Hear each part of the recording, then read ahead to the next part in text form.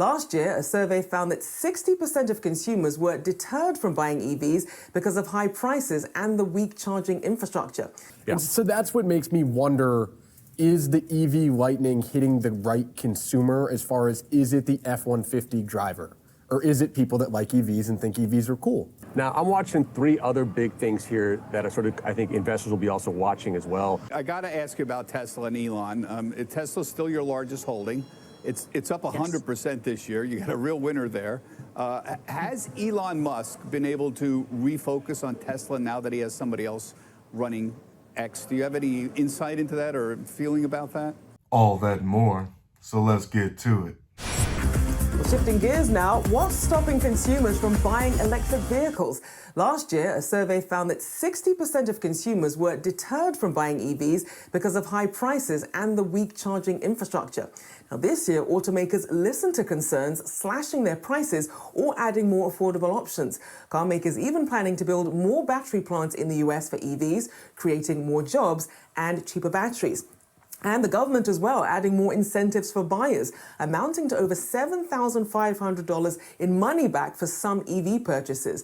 But it seems like it still isn't enough to grow the EV appetite. Gas vehicles continue to overwhelmingly dominate the industry.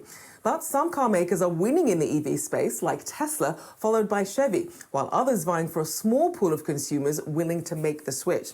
No surprise there. 100 million new cars sold annually. About 90% of those are gas-powered cars. The production of battery electric vehicles alone is just a tiny fraction of what people are going to need. So yeah, gas-powered cars dominate now. But as EV production grows, many of those concerns you saw earlier will wane and eventually disappear. I wonder what the numbers look like for Blockbuster when streaming came around. I bet they were still strong at first. Now, consumers do seem to be more willing to buy hybrids that combine a gas-powered engine with a battery, and those sales are growing. But while automakers are betting big on the EV revolution, it seems like consumers are not ready to make that switch, at least not just yet. What the does that even mean? The growing number of hybrids, the natural stepping stone from gas to hybrid to electric, is the proper foreshadow for when all those concerns for pure battery electric vehicles disappear. By the end of the decade, the pure battery electric vehicle will not only be cheaper, it'll be more efficient, and it'll be more fun to drive. If Tesla didn't exist, I would give more credence to this argument, but it does exist. And they set the bar pretty high. Not a lot of auto manufacturers are going to meet the Tesla standard, but they're going to come damn close. Sort of more bad news in the world of EVs potentially. Here in this case, Ford confirming that they're shutting down a production shift for their F-150 Lightning, that really well-received EV pickup.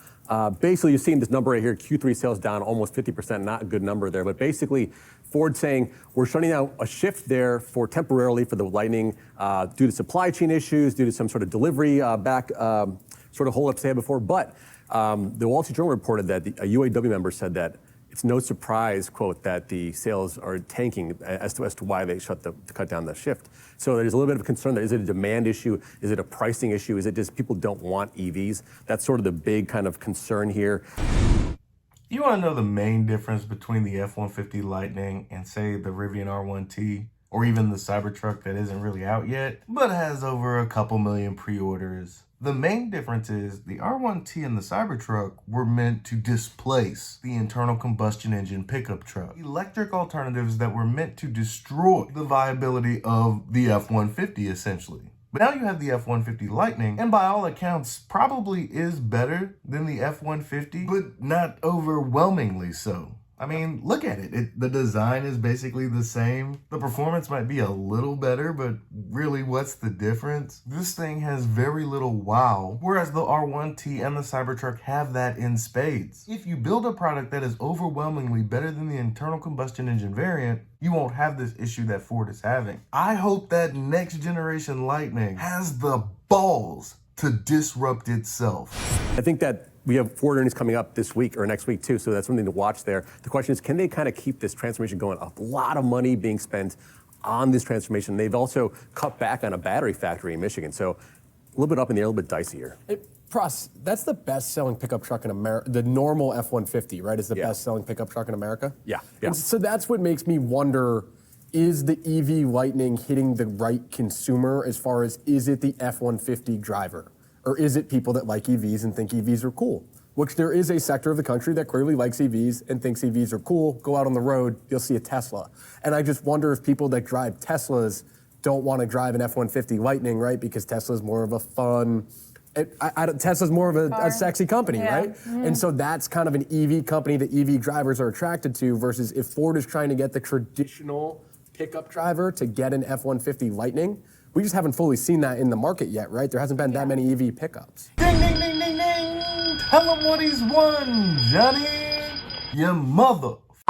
Right, this guy gets it. Your typical Ford customer is not willing to transition to battery electric vehicles yet. You have to make it the overwhelmingly better option before they decide to make that major purchase that they're gonna have to live with for the next few years. But there's still hope for that next generation Lightning. Right? I think for Ford, there's just a lot of competition in the EV space with, you mentioned Tesla. I mean, they're the leader in this space. You also have other competitors like GM getting more and more into the EV game. And Praz, the other week we were talking about the Yahoo Finance poll that showed, you know, a lot of people are hesitant to go out and buy EVs for a variety of factors like you mentioned, the price probably being number one there, but also the infrastructure and not being sure of the charging stations. There's a lot of unknowns when you think about the future here, and it seems like we're still early days in full EV adoption. Yeah, there's a lot of moving parts here, right? So the Lightning is a great truck, a great product, but can you charge it? Where can you charge it? That's kind of a problem. Is there sort of like a virtue thing, signal thing going on with trucks versus Tesla? And do truck drivers want to be seen in an EV truck? I think Ford maybe underestimated that effect in terms of buyers that would go for that. I think they said we have a great product here. It can do a lot. People who are recreational users, people that want to do kind of do some camping, do some gardening work. They thought it was a great pickup for everybody, but it may not be the case. We'll see. I think price is a big factor too. A lot going on there, but people are buying EV pickups. R1T sales are incredible, and pretty soon the Cybertruck sales are going to put all this nonsense to bed. Tesla reporting earnings Wednesday after the close. All eyes will be on margins as the street predicts a drop in the third quarter following price cuts and slower sales in China. Pras Subramanian is senior autos reporter here at Yahoo Finance. So tell us what we should be looking for here from Tesla. Hey, Julie. So, kind of big numbers, top line here. We're looking at $24.16 billion, about a 13.6% jump from a year ago, and adjusted EPS of 74 cents a share. But EBITDA of around $3.9 billion, which would be a 21% decrease from a year ago. Now, I'm watching three other big things here that are sort of, I think investors will be also watching as well. Number one is delivery guidance. Are they going to hit that 1.8 million unit figure that they said they would hit for 2023? They only delivered 435,000 cars last quarter, meaning they have to produce around 500,000 this quarter, in Q4 to hit that mark. So we'll see if they can do that. It'll require a monster quarter to do so. Watching for Cybertruck production and delivery news. They're supposed to have an event in Q3. That never happened. I think there's some anxious eyes here on when will that be? When will they actually begin production, and when will we actually have the delivery event? Finally, the Model 3 refresh. That's out in certain markets, but it's not here in the U.S. just quite yet. Want to hear when that new refresh Model 3 will come. This car is sort of a little bit long in the tooth right now. It needs some improvements here, both inside and out, to sort of give that car a bit of a boost here, even despite the recent price cuts for that model. Let me go ahead and answer all those for you, Pras. One, Tesla will blow out the Q4. Record-shattering Q4 numbers.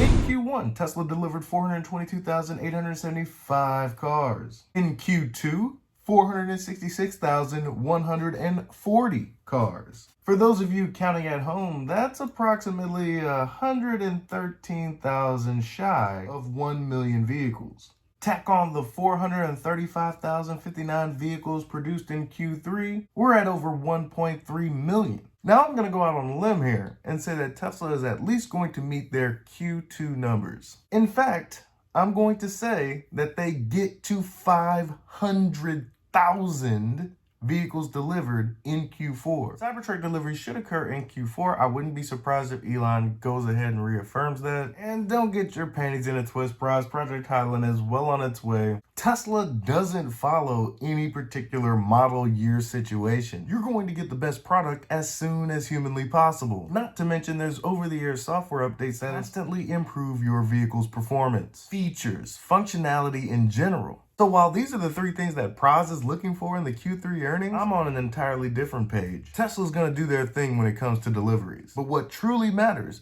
are the multi-trillion-dollar opportunities that Tesla has on the horizon. What's that battery production looking like? How the 4680's coming along? Have you seen an uptick on full self-driving now that you've decreased the price by $3,000? And how many miles are being driven on the software?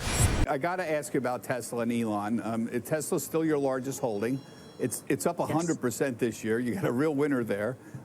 Has Elon Musk been able to refocus on Tesla now that he has somebody else running X? Do you have any insight into that or feeling about that?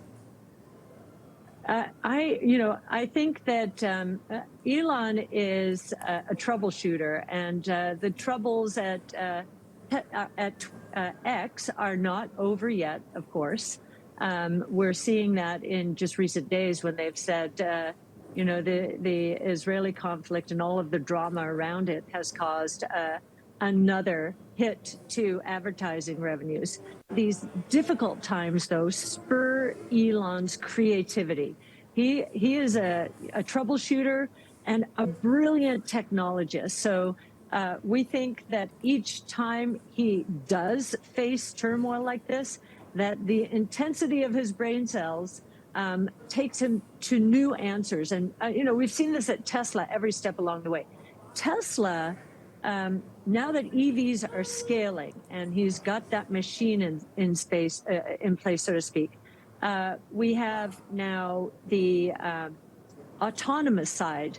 And I think he's really focused on that. So, yes, I think it has his attention. He knows and believes, I think, that they're close to the finish line with this latest software upgrade, so much so that they're now hiring ride-hail experts in different cities around the country. What?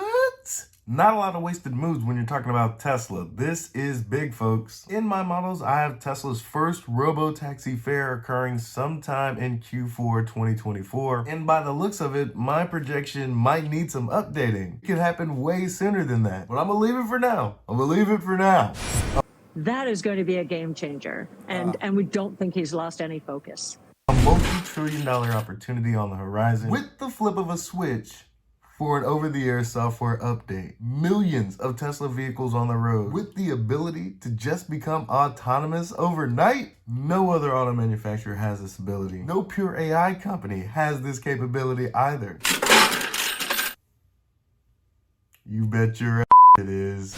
In conclusion, the yahoos at Yahoo Finance aren't certain that EVs are the future, but they know one thing. It's not here now. Let's see how that plays out in a few years' time, shall we? Can't wait to listen to the call after the closing bell on Wednesday. What I want the company to talk about is very much different than what Praz is looking for, and I'm sure it changes from investor to investor. One thing can be sure, it should be exciting. And Cathie Wood shares her thoughts on the techno king Elon Musk. No surprise there, she thinks the mother is great. Elon Musk is the catalyst for all of this opportunity.